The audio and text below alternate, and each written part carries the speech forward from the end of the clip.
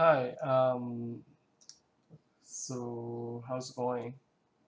Okay, I've read your paper and also I watched your presentation. And my first thought is that this is a good paper, a good idea. If you want to develop this idea, then I think it can be published somewhere. I mean, if you try to develop this idea more.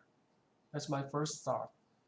Um, and and but I don't know whether you want to develop this idea more or not. But anyway, so regarding paper itself, I have several comments. Maybe it is helpful to develop this idea a little more. I mean, the first thing is about this, the regarding the cost.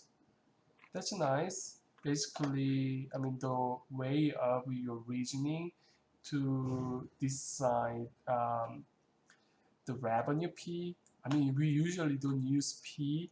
I mean, don't use P for standing for revenue.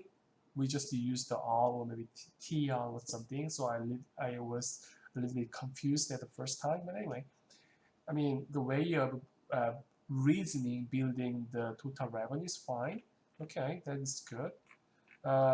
In the middle, um, you assume that the cost is 1,000 yuan. Okay, I think that 1,000 is the cost of purchasing one bicycle. Is it correct? I think so. And as you said, I mean, because of the limitation of information regarding cost, you didn't consider maintenance cost or operation cost and so on.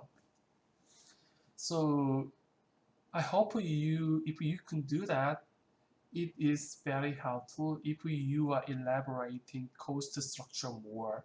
1,000 is okay, but in some sense, it is not okay to develop this idea more precisely.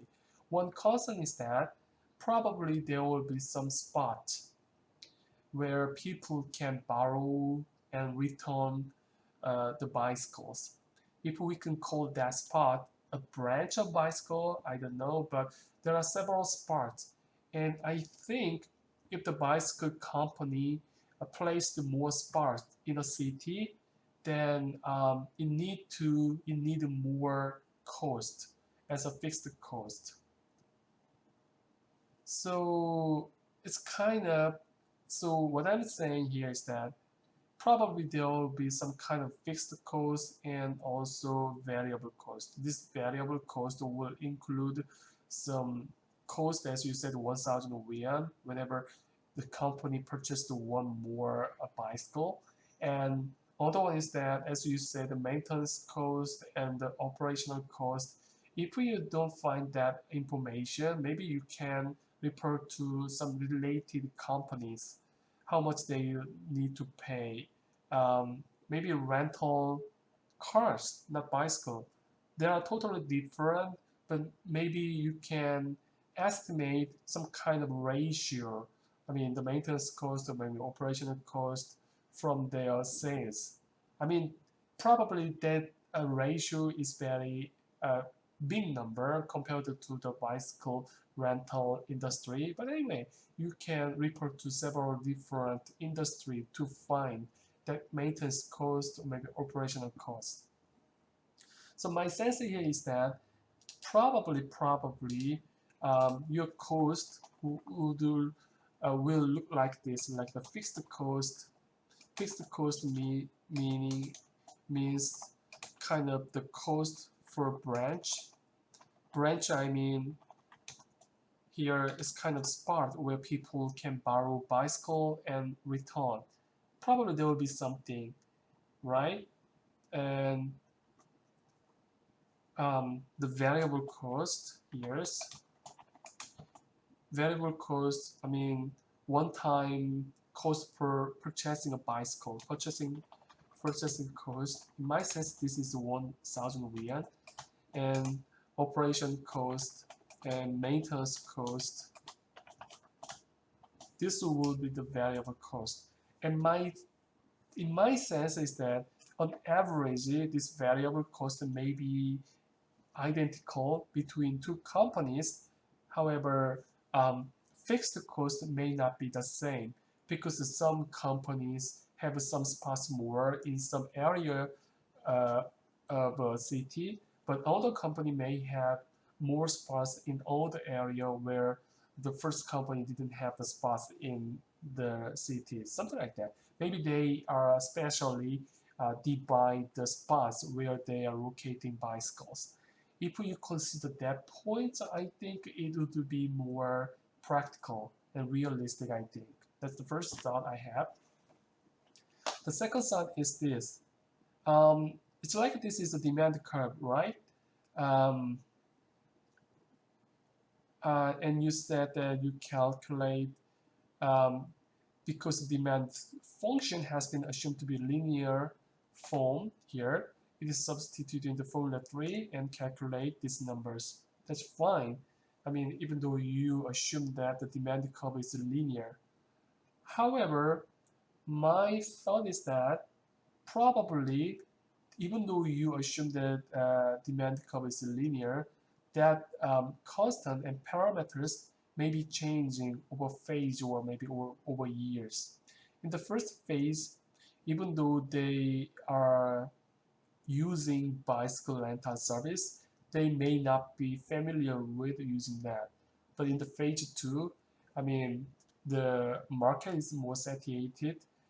Probably consumers or buyers also very are accustomed to using these bicycle rental services.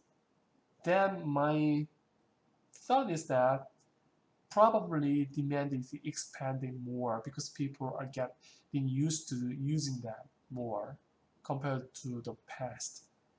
So probably there is likely that demand, this linear curve is expanding. Maybe in the phase 3, I mean that expanding is already over, so that demand curve is not too different from the phase 2's demand curve. However, my thinking is that maybe the demand curve in the phase 2 would be bigger than the demand curve in the phase 1. I don't know. But if you, I mean, even though you are assuming the linear curve is linear, if you are, I mean, adding more information which can be changed over time, it would be more realistic. That's my second thought. And my third thought of your idea is that, and development is that, in the phase 3, it's like there is a new company which is entering to the market. I feel like there is a dynamics. I mean, first the two companies and the last company. Because the first two companies, it's like they already competing over times and survived from this long-lasting competition. But in the phase 3, a new company enters the market. I feel like maybe the first two companies are leading companies, and maybe the third, a newcomer is kind of following companies. If you interpret that market in that way, this is kind of the stock market competitions. Maybe the first two companies decide the first, and then the last company decide its quantity after observing first two companies' decisions. If you do that, you can use a stock model, and then there is dynamics of timing of deciding when, how much they will push, and how much they will manage the bicycles. And this, I mean, or maybe you can interpret it. I mean, whether the third company enters the market or not. In that case, it's a tiny little different model that should be used. That's basic comments about your idea in the development model.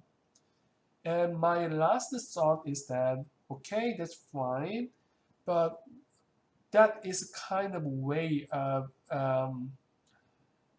I mean, illustrating how the real market is constructed in the form of the game theory. That's fine. But what do you want to argue? what is your punchline of your story. I mean, in the conclusion, what you said here is that, okay, if I'm going to the conclusion, you said,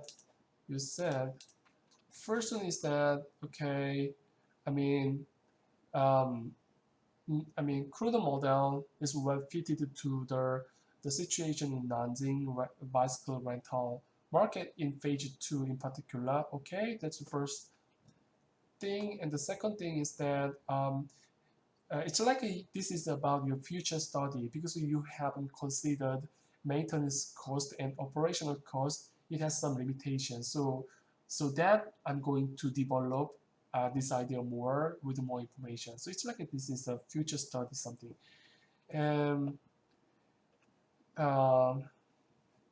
government should use this kind of thing.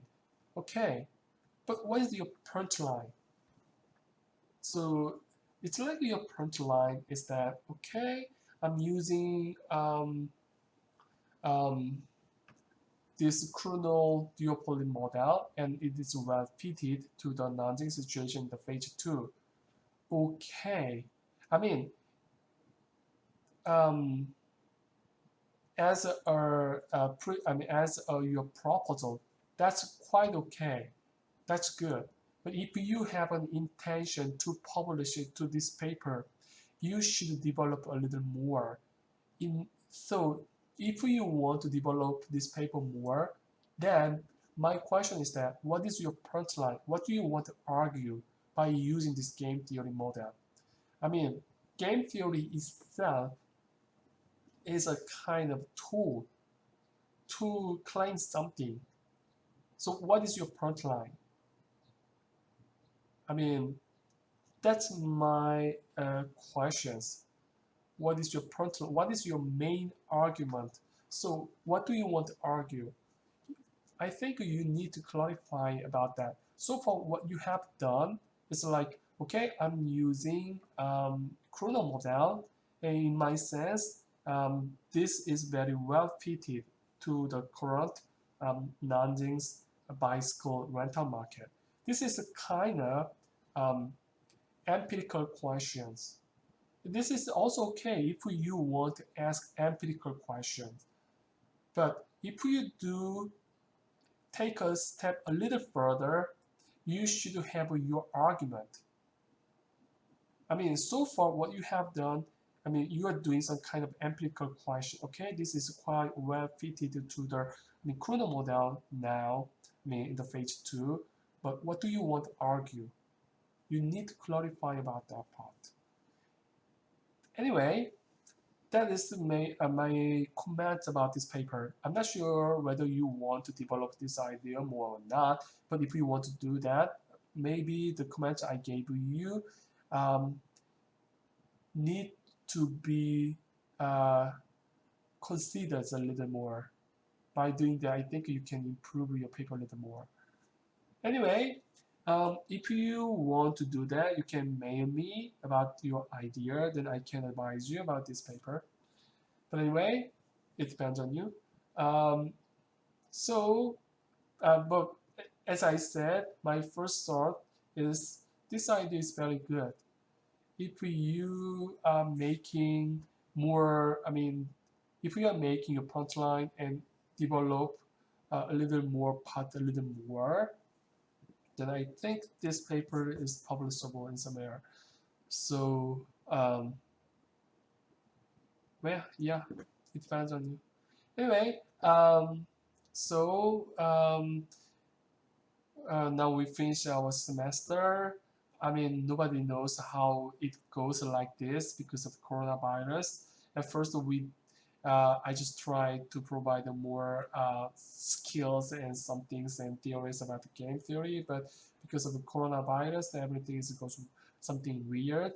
But anyway, we finished this semester with what we have done so far.